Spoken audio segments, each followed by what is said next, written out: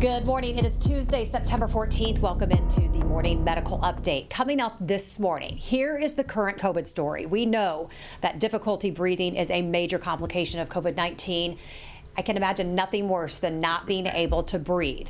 We know this can lead to death, and it's something respiratory therapists live with nearly every single day. Many have simply had enough of the death, the heartbreak, and the lack of vaccination. We've had 15 respiratory therapists quit the last 3 weeks alone. These folks have been at it day and night for the last year and a half. So coming up, we are going to hear firsthand from a respiratory therapist and an ICU pharmacist on the COVID response with Delta, because as we also know, Delta is different. But first, Dr. Dana Hawkinson joins us with our numbers.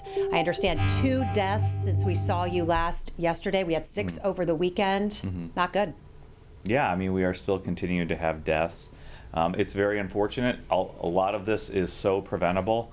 We just need to continue to endorse the message of please go get your vaccines. Even if you've had COVID in the past, the recommendation is continue to get vaccination. Vaccination will help your body develop that immune response to all of the variants, and especially any other new variants that we haven't even identified yet. So we know the vaccines continue to work, and they work well in that way in trying to get your immune system to adapt to what they see with the vaccine, but also any possible new variants that are out there. But so far, we are doing much better in the hospital. We have 79 total patients with 38 active patients, 13 of those in the ICU and 7 on the ventilator. We still have 41 in that recovery period. And Hays has 6 active infections and 8 in that recovery period as well. But overall, I think we're really optimistic and somewhat happy with how the numbers are. We want to keep our fingers crossed and hope that the active infections here in the hospital continue to go down. And I don't like to be the downer, Dr. Hawkinson, but when we talk about Delta is different. It seems like it's best demonstrated when we talk about this time last year in September, there were 17 deaths. So far here in September, 30 deaths, and we're only halfway through. What does that tell you? Yeah, I mean, it tells us that this surge was more significant, and we have seen that. We've seen it with these younger populations, these populations that don't have those comorbid conditions. We've talked about it, how our average age of those admitted to the hospital is almost 10 years younger than it was during the previous surges. We've also known how Children's Mercy has talked about the numbers that they have as inpatients as well. So we know that this is affecting more people, more healthy people who otherwise don't have those comorbid conditions. And so that's why it's all the more important to go get vaccinated, to save yourself from even missing work for 10 days because you have the disease, but more importantly, save you from having that higher risk of coming to the hospital and going to the ICU. Do we have any reporter questions on the line this morning? Sure. Good morning. Cody Holyoke, KMBC 9 News. Hey, Cody. Good morning. Hi. Yesterday I asked, and Dr. Hawkinson really eloquently responded about the 34-year-old Olathe East coach who died from COVID-19. And for people who didn't or weren't listening yesterday, he wasn't vaccinated, but sadly his story isn't unique. I'm curious from Dr. Hawkinson and even doctors on the panel, if they want to join in, are you hearing from other physicians, or are you seeing any patients in the last weeks and months changing their minds when it comes to the vaccine, or holdouts coming around, or even family members of patients? I'm curious to see what you guys are experiencing. You know, I haven't personally seen that. I still have some people in my infectious disease clinic that I see that still don't want to get it. But I know that we have heard those stories from some of my other colleagues who now have come to our vaccine clinic, number one, either because it was now fully approved to get it, but also they've had some instance of tragedy around them, whether it's a family member or a friend or something like that. And it's unfortunate it has to be through those means that their minds are changed or their hearts are changed. But we really need to continue to give that message to promote the science, which it is. These vaccines are extremely well backed by science, by efficacy and safety data. All of those myths, unfortunately, there is that also those good misinformation campaigns that are going on. It is a small minority, but it is a very loud minority. So we need to continue to combat that with the actual facts. Jace Knudsen is a ICU pharmacist, and we also have Julie Rojas. She works in the ICU, respiratory therapist. I know people are quite advanced by the time they're in the ICU and by the time you see them, but do you hear any stories like that? I think people think that feeling of regret or wishing they would have gotten it, or they were on the fence, but they were just too late. Are you hearing those stories? Oh, yeah. Back in December, patients would mainly tell me, I wish I didn't have that birthday party, or I didn't wish I had that Christmas party because people got sick.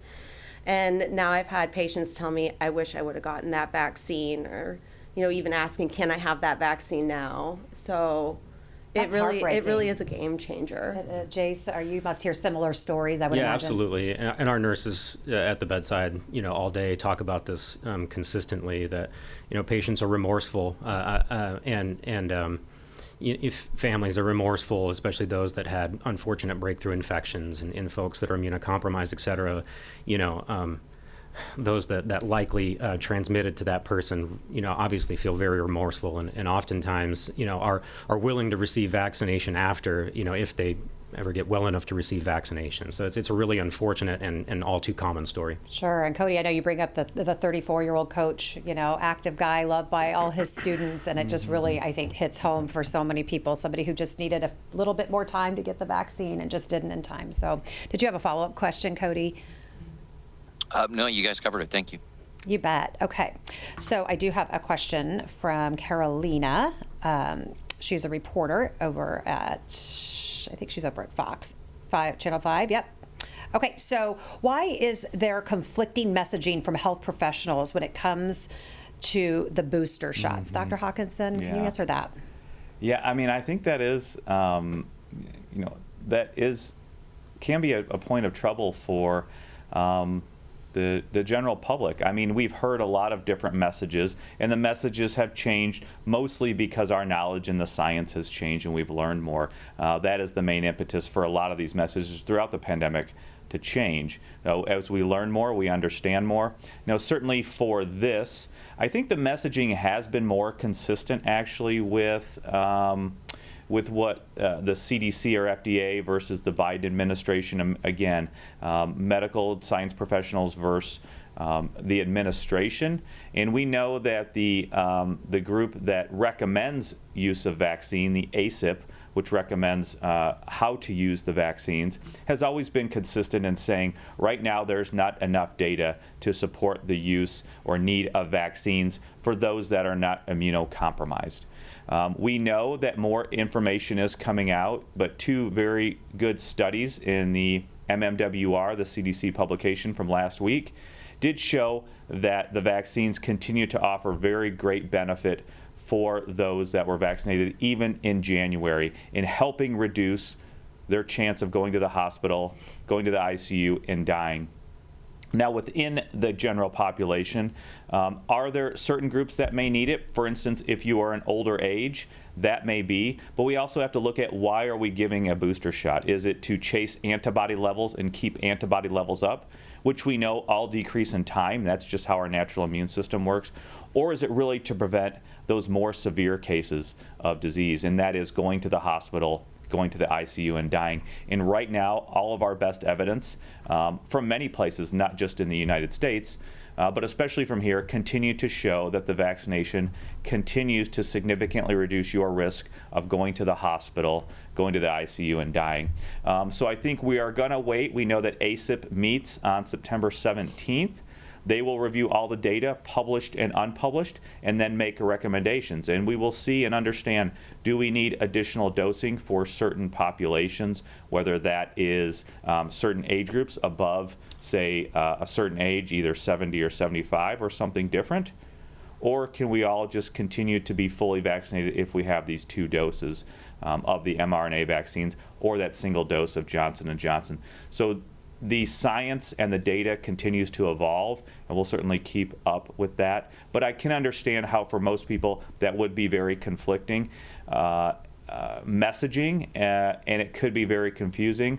But right now, I was happy that that opinion piece came out and that review came out in the Lancet saying it's not needed. That would certainly support the published studies that we have here in the United States as well. Carolina has a follow-up question too as well. Will pushback from some health professionals against boosters right now delay boosters for 12 and up becoming available to them? Mm-hmm. Any insight on that? No, again, I think the best evidence that we have is that if additional dosing is needed, that it's probably going to be in some of those older age groups, and not, especially not those below 65. So I think we're still waiting for that, but I don't think that is going to delay any additional dosing or booster dosing for the other people who are overall 12 and up. I think most people are more concerned with the people that are 12 and younger, and when are those vaccinations going to be available.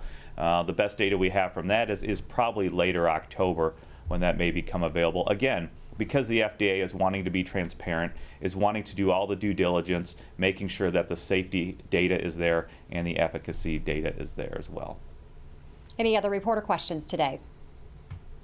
Hi, this is Jody Bertino with KCUR. Piggybacking kind of off the booster shots, the federal government has said that it's ready to offer booster shots to all Americans kind of starting next Monday. You talked a little bit about this. Is that looking like it's going to happen? And is the health system making any preparations?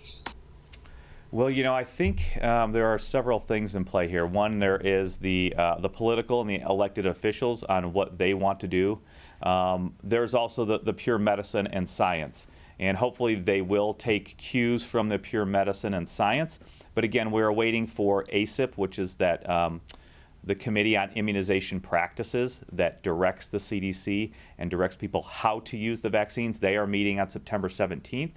So we'll eventually see what they say at that point in time once they've undergone all the data analysis, looking at everything. So we will see. But the fact of the matter is, really anybody can walk into any private pharmacy and ask for dosing at this point in time. Again, we have so much supply here in the United States. There are doses that are going to expiration and not being used every day. I think we would all rather focus on those people who haven't gotten any dosing of vaccine to go out and get those first doses, and then when the time comes, get their second dose as well. Follow-up question? Follow-up question. We've been hearing from some people that some Johnson County hospitals have either been turning away non-COVID patients or denying them overnight hospital stay because of lack of space. Is this something that you're seeing at the health system, or can you kind of describe why hospitals might be put in this position where they're having to turn away patients? In unvaccinated, I'm not aware, especially not at our health system. We aren't specifically turning any people away. Oh, not just non-COVID patients, not unvaccinated. Sorry.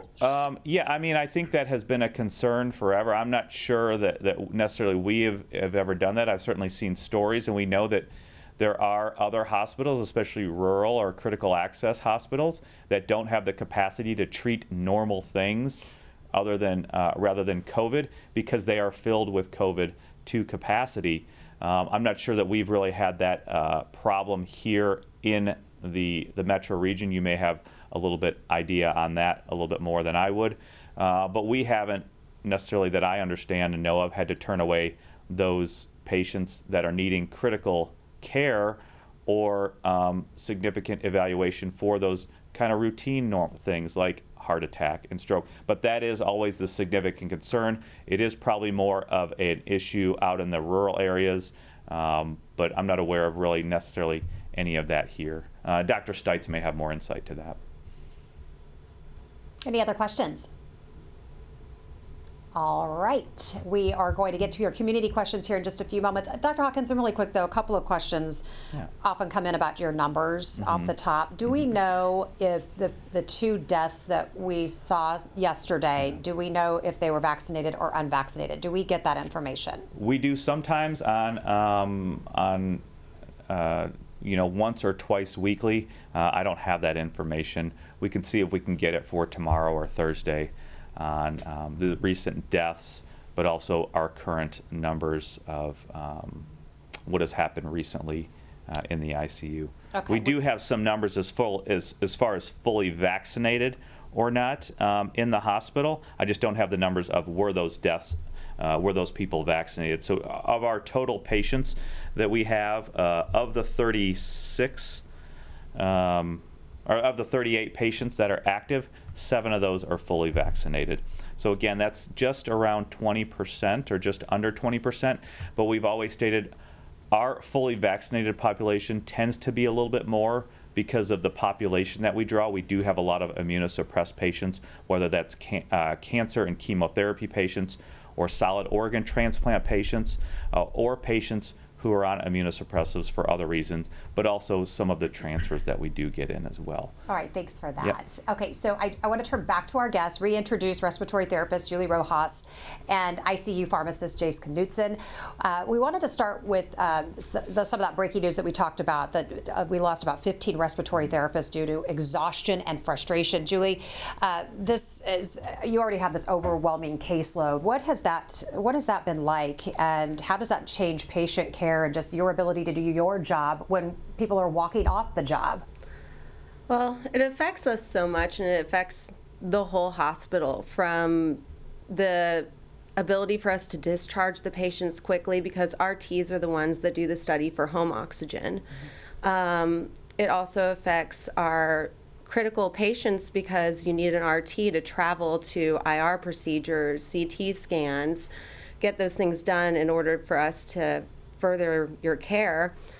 And it affects all of us that are still here working, because, there's some weeks that I'm here at the hospital more than I'm at home, and your coworkers become like your family, and they understand the things that you see and deal with. And so it's hard for us to lose them emotionally too.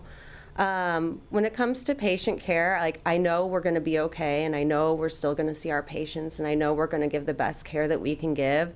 It just might take a little bit more time. And in this environment where we are pretty full, you just got to be patient with us. Yeah, you said it takes more time because you're doing all that work for all those people. Jace, what's it been like? What have you seen just in your colleagues and when you're up on those ICU floors? What's the feeling from those people who are still there and those who probably had enough? Yeah.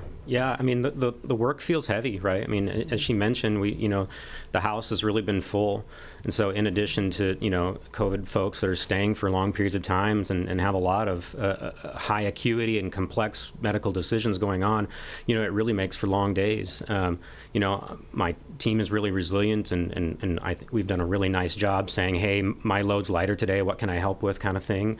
So, we've really been kind of picking each other up. But yeah, definitely, the mood feels different this time, right? I mean, especially knowing that there's options out there to limit the amount of folks that are coming into the hospital with severe COVID. And so I think that's really changed the landscape.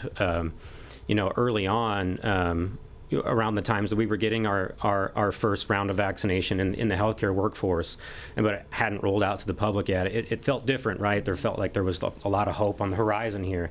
And I think, seeing where our vaccination rates are and seeing where our hospitalization rates are and the complications and death that are coming with that, it's really frustrating knowing that a lot of this mortality and morbidity is completely preventable. Yeah, frustrating, disappointing. What makes you both get up every day and come in and keep doing what you're doing? Tell me, what pushes you? What's that fire like? I just want to see people get better, and I just, I'm here to make people feel better. And we do still have those success stories of liberating people off the ventilator, and it's really rewarding. It's rewarding work. Show us your shirt. I love this shirt you brought us today. Your lungs. My lungs. That's what you're here to get better. I know. But if you would, Julie, just walk us through when you are called in to serve a patient. Tell us what that is like, and what's it been like with COVID, and when you are serving a COVID patient. What's going on, and what are you there to help with? So the main things that I'm there to help with are a lot of oxygen and also the work of breathing. I go in and I make sure that we're using the best oxygen delivery device for the patient, for their comfort, and just to give them the most oxygen that we can for what they need. Also, we look at their work of breathing, make sure they're not using their neck or their abdomen to help their diaphragm pull up. We have a lot of our patients lay on their stomach, I'm sure you guys have heard, because your lungs are so much longer in the back. So when we put you on your stomach, all the secretions, fluid, gravity helps pull it to the smaller part of the lung, and we can utilize more of the lungs for you.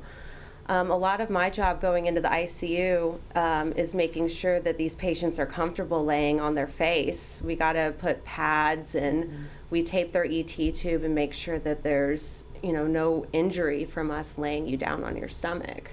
Yeah, thank you for describing that, because you're there to really help them heal their lungs, correct? Yes. Help them heal, let their body heal, because you're going around and talking with physicians about pharmaceutical plans to help them feel better. Tell me a little bit about what you're doing up there in the ICU unit with those COVID patients, and how, and then once they are intubated, what kind of medications are brought in to make them comfortable. Sure, yeah. I think, just briefly, for those that really aren't kind of familiar with what kind of clinical pharmacy's role is, you probably think more distributional, production, stuff like that, which obviously, is very important, and we'll talk about that a little bit as well. But my role usually is to work very closely with our providers, our nursing colleagues, and oftentimes our respiratory therapists, to make sure that we're using the right meds at the right time and the right way. So some of the stuff that Julie was speaking about is, making sure that patients are getting the maximal benefit from the ventilator. In many times means that we don't want them generating their own effort, and often that can be very difficult, and usually means that we're going to use a lot of pain medications and a lot of sedation medications to try to take them out of the equation and let the vent do more work and limit the amount of damage that patients can actually do to their own lungs by kind of fighting with the ventilator or trying to do more than the ventilator that we want the ventilator to do. And so that's a really complex situation, and getting these folks to a level that's comfortable enough for them to be compliant with the ventilator is oftentimes really challenging, and is dynamic, right? And so that's a couple of the things that we're really working closely with the teams are switching up those medications, and being mindful of potential resource issues, to make sure that we're keeping appropriate supplies of everything that we have on hand, that we're looking out for future patients as well. So with things changing so quickly moment to moment, does that affect you as well? Are you constant monitoring to see if there's something that needs to be changed or done differently when it comes to medicating these patients? Yeah, absolutely. I've commonly said, COVID patients are very slow to recover, but they're very quick to decompensate or worsen at the blink of an eye. And so, urgent and emergent medication use, I would say, is at an all-time high. And when you accompany that with our, unprecedented patient volumes and issues, with supply chain, et cetera, or I would say a dynamic medication supply chain, it really puts a lot of strain on our production, our distribution and acquisition teams. You can imagine what it's like to get all the medications that we need for 800 plus patients in the right place at the right time in a timely fashion. And so, these teams are working, diligently around the clock to make sure we do just that, and we're taking great care of patients. And so, I think just, they're kind of a behind-the-scenes piece to the whole picture, and I think, commonly probably don't get enough credit for what they're doing. And so I think it's important just to take a second to recognize, I think, all of those folks, our pharmacy technicians, their work is absolutely essential, and I don't think that, being behind the scenes, they probably take a step back to recognize the impact of the work that they're doing. But, so I would just, let them know that I see firsthand that they're saving patients every single day. Well, we see them, we appreciate them, and that's why we love having folks like you on. I know Dr. Hawkinson feels the same way. It's so great to have the faces that I know you're working with Dr. Hawkinson up on the floors and seeing every day. So just thank you for being here and sharing, and just please tell your teams thank you so much for all that they're doing. You talked a little bit, Jace, about supply chain. Anything as we're just in this surge, whether we're coming out of it or not, that concerns you? How do hospitals like ours and here and across the country, how do they prepare to make sure that there's enough always? Yeah, that's a really That's a really great question. I think especially with such an ever-changing situation, week to week, there might be kind of, maybe new medications on the horizon or things changing day to day in terms of supply chain. The recent natural disasters, I think, have even added an interesting wrench into potential supply chains with the wildfires and hurricane situations, et cetera. It's hard to know, I think, what kind of impact that might have on medication distribution and potentially production, depending on where those medications are being made. And so, navigating real and potential shortages is a really complex situation. We know early in the pandemic we saw a lot of issues with that. We're starting to see, I think, some shortage issues creep up again, not to the extent that we did previously, but there's absolutely no guarantee that we couldn't end up in the same place if the cards aligned, unfortunately. Sure. And so, things that we do to try to combat that, we run a lot of utilization reports and a lot of inventory reports to make sure that we're stacking up, meeting needs. And if we're seeing that we're putting a lot of excessive strain on a certain resource, or if we're seeing that supply chain is having issues acquiring those medications, we'll change some of our strategies to make sure that we're conserving or preserving some of those resources for patients that really need it. And so oftentimes we're using multimodal approaches. Traditionally, oftentimes on the ventilator, we're maybe using one pain agent and maybe one sedation agent. Now we might be using 3, 4, 5 at lower doses to try to spread the resources out and make sure that we're preserving all of our potential options down the road. Couple questions before we get to our community questions today. But, we know COVID patients are in the hospital for quite a long time. In many cases in ICU, Julie, patients often come and go, but with ICU patients, they're there sometimes a long time. Yeah. How does that affect you, impact your team? Well, we really get to know the patient a lot better and their family a lot better, which is nice, because once as they get to that recovery point, the family is allowed to come back into the room and really help with the healing process. It's taken us more from an acute level of care to also kind of a little bit long-term, and weaning of the ventilator and weaning of the trach. Because once you're on the ventilator for a couple weeks, we do suggest that you have a artificial airway, and it does help the weaning process of getting these patients off the ventilator, and it makes it more safe, and they can talk on the vent actually with a trach in. So, and they don't have to be on as much sedation either. Right. So I have to ask you both a question before we get to our community, but it's about just a lot of us who feel helpless, a lot of us regular people. You are all on the front lines doing this every single day, and we're always asking, how can we come together as a community? What can we do? What is your message to all of us today, for those watching and beyond, to know what do you want us to do to help you help patients? I just would like people to be kind to each other. We're all trying our best out there to do what's best for our community and our family and keep people safe. And just to listen to the experts and take their advice, and not take your own data and turn it into COVID being a farce, that it doesn't exist, because it really does exist. And I do feel like a lot of the healthcare community is feeling the burnout and feeling the pressure because people don't think it's real, and it is very real. And the simplest things like wearing a mask and washing your hands and not coughing on each other, it can help a lot. And right now, the biggest thing that most of us want is just for everyone wants life to get back to normal. And we just want everyone to be healthy and not have to be in these walls for weeks on end.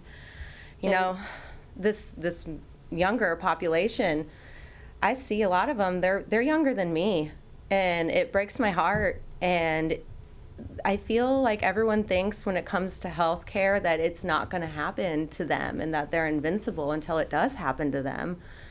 And COVID has no boundaries, and we don't know why some people react the way that they do, especially when it comes to their respiratory, their lungs. Some people don't have a problem with it. Other people, it's detrimental. So just be kind to each other. and listen and be compassionate and work together instead of fight. I have to ask you this question as if you and I were having a private conversation. I'm just compelled to ask you, what is it like to lose a patient and to have to talk to their family? What is that like for you, and how do you come out of that? It's difficult. It stays with you. You know, now in this surge, we do allow patients' family members to come and see them if we know we're going that route. But back in the winter, family members couldn't come up, and so it would just be me and a nurse in there, and we would have the family on an iPad, and I would be holding the patient's hand till the very end so that someone was in there with them. And it stays with you watching that, and just to know right now that we could possibly prevent that just from a shot is what really, I think, affects a lot of us emotionally. If they could only see what you see every day, right? Yeah. Jace, what can you add to that? Yeah, no, I completely agree with all that, and really, my recommendation would really be simple. That, you know, our best path forward is really increasing our vaccination rates. So, you know, if you've decided not to pursue vaccination previously, we would really ask that you'd reconsider or look for credible resources to help you make that decision. You know, be mindful of where you go.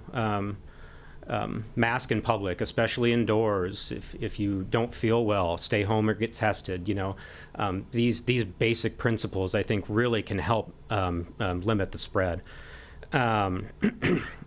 You know, and I think in general, if increasing vaccination improves bed availability for folks that are seeking our care for non-COVID related reasons, right? I mean, I know that Dr. Williamson had been on here previously talking about, you know, how many folks we've had to turn away from our walls when knowing that they needed our help, and that's a really tough pill to swallow. And I think, you know, a lot of this preventable hospitalization is limiting our ability to take care of other patients. So I think that's a really important piece of you know, owning a sense of community. I think, you know, take care of yourself, but take care of your friends and family. Take care of your community. And I think right now, getting vaccinated is the right way to do that. Thank you both for that. We're going to get to some community questions, and we're getting some political kind of charged questions today. So guess who I'm going to leave those for? Dr. Stites tomorrow. I'll let Dr. Stites navigate those. He knows how much to. Appreciated. As we said, right? I know we're getting some of those a little feisty. So I'm going to skip over those, but I hear them, I see them, and I will pass them along, and we will try to get to those in the next couple of days. But here's one from Susan. Is the makeup of the booster the same as the original, Dr. Hawkins? And we've gotten that before, but clear that up. Yes, it is. It's just an additional dose. At this point in time, it's just an additional dose of the same one that was used in the primary series. Okay, so Isaac says, I heard recently of a hospital in New York State where enough people quit because of not wanting the vaccine. So much so that they had to stop certain procedures. Do you see any signs of that here or any Kansas City hospitals? I mean, maybe everybody can kind of jump in on that one, because you've seen people walk off, and how might that affect other people in our community? I mean, most of the people that I work with are for the vaccine. So thankfully, I don't really have those conversations with healthcare workers that don't want it. But I see it kind of as in, like, fighting what you do for a living. Like, what we do for a living is you know, everyone wants to trust us when it comes to being on that ventilator, proning you, giving you all sorts of medication. Trust this too. You trust us with your life when you come in here, but you don't trust us when we tell you this is safe. Dr. Hawkinson, would you give your kids shots here right here on this program like you did a year ago or months back if it was not safe for them? No, I would not. And I've said this before, I'm absolutely thankful my kids were of the age to be able to get vaccinated. And I love that first answer we had about trust. It's so important. You know, you have to trust something. You know, you have to understand, and I guess people are picking what they choose to trust, but there are so many people out there who are trying to give that message that these vaccines are safe, they are efficacious, they will significantly reduce your chance of coming here and having to go on the vent and being part of those stories that we've just heard here today. So Dan has a question, just double checking, because you have been vaccinated, can you not pick up virus and pass it on to unvaccinated kids, like unvaccinated kids under the age of 12? So I think there's a lot of questions in this question. So what we initially believed was that your ability to transmit the virus after getting vaccinated was significantly reduced. There is some question about that now, but we still believe that there is a significant reduction in your ability to transmit the virus, either over the time frame or just because of the viral replication. But we know that you can still replicate a good amount of virus, but your ability to transmit is still significantly reduced. This is supported by a couple of good studies that looked at communities with vaccination, but also household with vaccination. And those communities and those household that had high vaccination rates, that did seem to be less of a transmission to those susceptible populations, especially those children. So kind of on that same note, what can vaccinated people do who live in the same home with unvaccinated children? Mm-hmm. I'm one of those people. Yeah. Neither of my kids are vaccinated yet.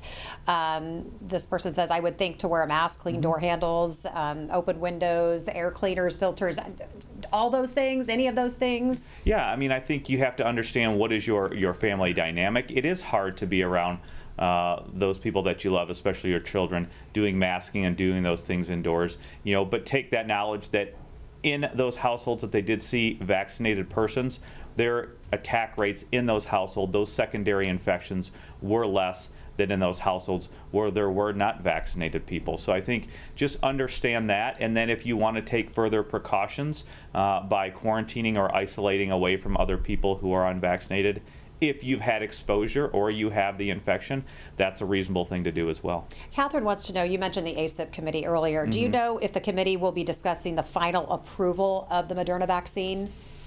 So ACIP makes recommendations on how to use the vaccines.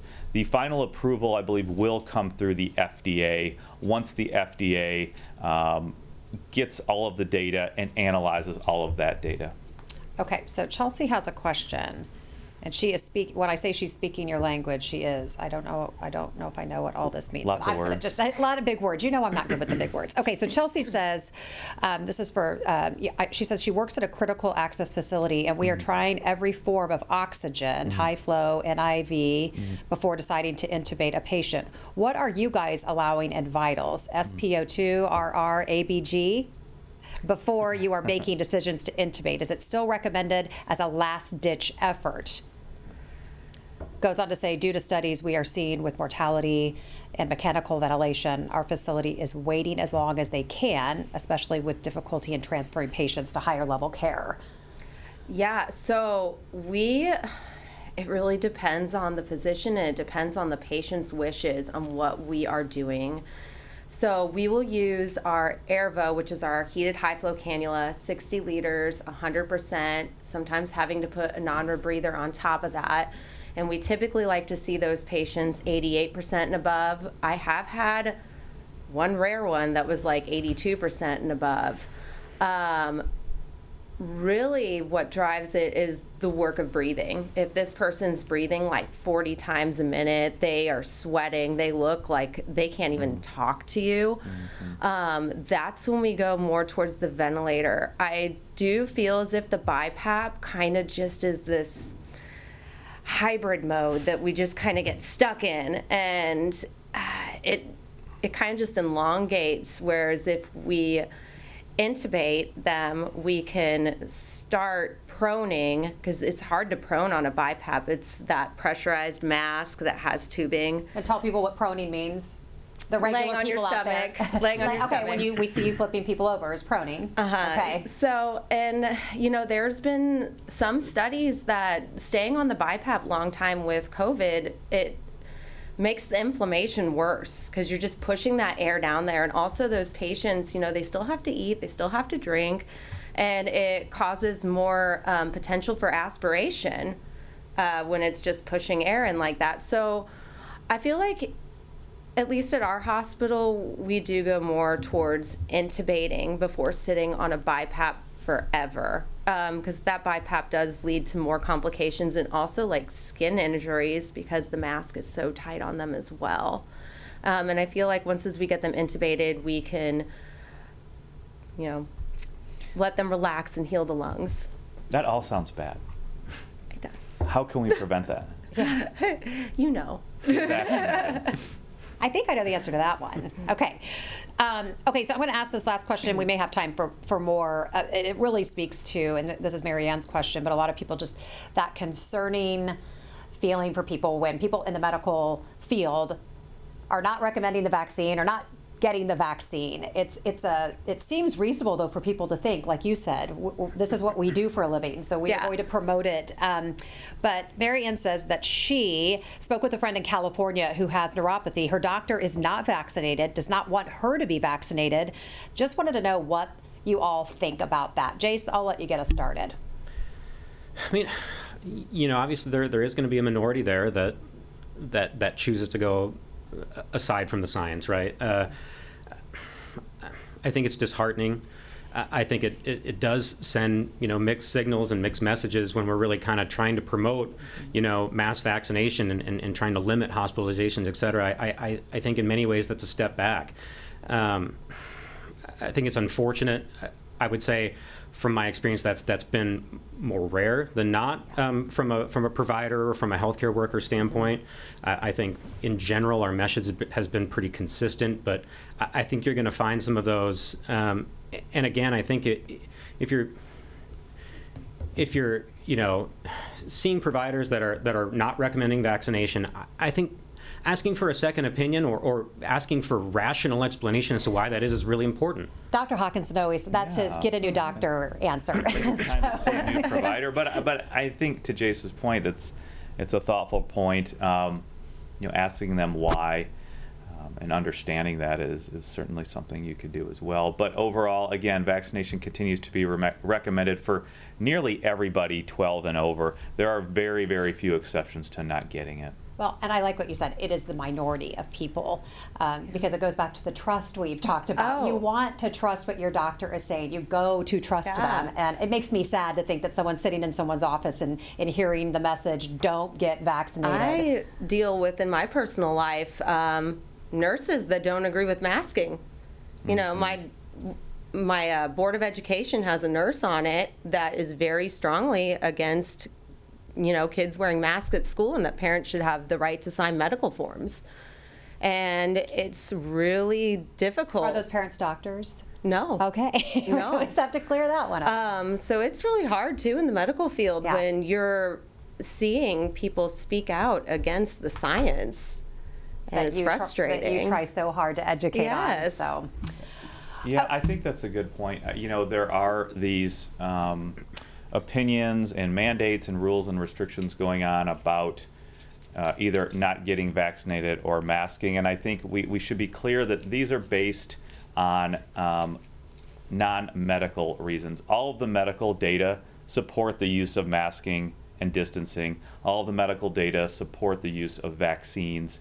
So it is very important to understand that we are certainly staying in our lane with the medical and the science and the data issues, and the data is overwhelmingly supportive of masking in those high-risk situations, of continuing to distance, and of course of getting vaccination. Melanie, thank you so much for your comment, because this is the perfect one to end today's program on. Melanie says, one of the hardest parts of this pandemic is the feeling now that we as physicians are being vilified for simply wanting to limit suffering and death in this pandemic. As a community physician, I just want to thank your guests and your daily physicians and all that you all are doing. We see you and are proud of you, and we stand alongside you. Thank you to all your staff, nurses, RTs, PTs, OTs, clergy, and anyone else I'm forgetting, not just here at the health system, across our community. People are showing you the love. I hope you're feeling it. Thank you. Mm-hmm. Yeah, we appreciate you too. Well, we really appreciate you. Yes. And you guys are welcome back anytime. Thank you so much for being here and just sharing your story and your insight. I want to just go around to get some final thoughts. Jace, just what do you want us to know? I think actually piggybacking off that last comment, I think what I would say is, when you present to us with an acute infection, our best intervention is already past us, right? So I think, ask yourself, if you come to the hospital, would you want all of our kind of more experimental therapies? Really what we're seeing in a lot of these studies with the agents that we're using is we're trying to maybe move the needle by a few percentage points, right? 3%, 5%, 6, 7, 8, maybe 10% if it's something that has really shown good promise. For these medications that also carry a lot greater risk. And so if you're interested in getting those things, then I think you really need to step back and say, why am I not vaccinated? Because the data is so much stronger for it. The safety and efficacy data is outstanding, and the latest CDC data suggests that it will reduce hospitalization by at least tenfold. We're not talking about moving the needle by a few percentage points, at least tenfold. And then of those patients that get hospitalized, at least another tenfold of those are going to be reduced mortality. And so when you're talking about bang for your buck, vaccination really makes the most sense. I love that passion. All right, Julie, final thought from you. I'm just piggybacking off you. I mean, I can't do any more perfect than that. So, well, we thank you so much for being here. Come back anytime. Dr. Hawkinson, can you follow that? Yeah, I mean, I can still echo everything that was said. I think it was great. I thank our guests for being here. We've heard great stories about what happens up on the floor when you are the last person who is trying to give oxygen relief and breathing relief to that person. And just understanding that there are people who continue to be here every day to try and make you or your loved ones feel better, but also understanding that a lot of this could have been prevented. And so really, hopefully nobody has to undergo that tragedy and that suffering because we know there are preventable means of getting to avoid that, and that is through vaccination. So continue to endorse that message of getting vaccinated. Encourage your friends and loved ones who have not yet been vaccinated to get vaccinated. Well, we appreciate all three of you every day, and thank you so much for being with us today. Tomorrow we are back with another episode. Dr. Stites is here. Open mics with Dr. Stites. Yes. All right, so we know that most private insurers are now no longer waiving cost sharing for COVID-19 treatment. So what does that mean? We get this question a lot. So join us tomorrow morning starting at 8 o'clock as we break down the changes in insurance for COVID patients. Have a great Tuesday. We'll see you back here right at 8 a.m. Subscribe to our Morning Medical Update and Open Mics with Dr. Stites podcasts. Now everywhere podcasts are available.